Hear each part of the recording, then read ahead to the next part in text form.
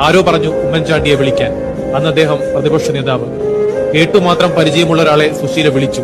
വിളി കേട്ടു. ഞാൻ രണ്ടും കൽപ്പിച്ച് ഈ നമ്പറിൽ വിളിച്ചപ്പോ മറുതലക്ക് ഹലോ എന്ന് എനിക്ക് വർത്താനം പറയാൻ കഴിയുന്നില്ല. പക്ഷെ എന്റെ പ്രശ്നങ്ങൾ മുഴുവനും പറയുന്നത് വരെ അയാൾ മറുതലക്ക് ഫോൺ വെച്ചിട്ട് നിന്നു. ഞാൻ എന്റെ മകൻ സംസാരിക്കുന്നില്ല, കേൾക്കുന്നില്ല. പെട്ടെന്ന് അവന്റെ കണ്ണിന് വൈകല്യം വന്നു. അപ്പോൾ ഞാൻ ആകെ ജീവിതത്തോട് തോറ്റുപോയി. ഞാൻ എന്ത് ചെയ്യണം? അതിനുത്തരം അദ്ദേഹം പറഞ്ഞു, ആ കുട്ടി രക്ഷപ്പെടട്ടെ, അവന് കേൾക്കാൻ കഴിയല്ലോ, എത്ര പൈസ ആയാലും അത് ഞാൻ ഇവിടെ എത്തിച്ചു തരുന്നു. അവിടെ അപ്പം തന്നെ എന്നെ വിളിച്ച് ഫോൺ വെച്ചപ്പോൾ തന്നെ അവർ മിംസിൽ വിളിച്ച് പറഞ്ഞു. അപ്പോൾ മിംസിൽ നിന്നാണ് എന്നെ പിന്നെ വിളിക്കുന്നത്. നിങ്ങളെ പണമൊക്കെ റെഡി ആയിട്ടുണ്ട്, ഡേറ്റ് നമുക്ക് ഫിക്സ് ചെയ്യാം, ഉടനെ ഓപ്പറേഷൻ നടത്തണം. ഓപ്പറേഷൻ കഴിഞ്ഞ അന്ന് തന്നെ അമേരിക്കയിൽ നിന്ന് ഉമ്മൻചാണ്ടിയുടെ വിളിയെത്തി. ഒരു മാസം കഴിഞ്ഞ് സുജിത്തിന് കേൾവിശക്തി കിട്ടി.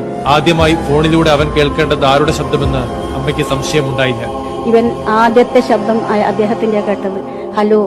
അദ്ദേഹം ഇങ്ങോട്ട് ഹലോ, അയാൾ ഹലോ എന്ന് പറയുമ്പോൾ അതിന് മറുപടി ഇവൻ ഹലോ എന്ന് പറഞ്ഞു. അത് ജീവിതത്തിൽ ഒരിക്കലും മറക്കാൻ പറ്റൂല.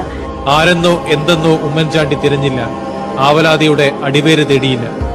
നിങ്ങൾ എവിടെയാണെന്നോ, നിങ്ങളുടെ രാഷ്ട്രീയം എന്താണെന്നോ, നിങ്ങളെ കുലം എന്താണെന്നോ, നിങ്ങളെ ജാതി എന്താണെന്നോ, മതം എന്താണെന്നോ അദ്ദേഹം ചോദിച്ചില്ല.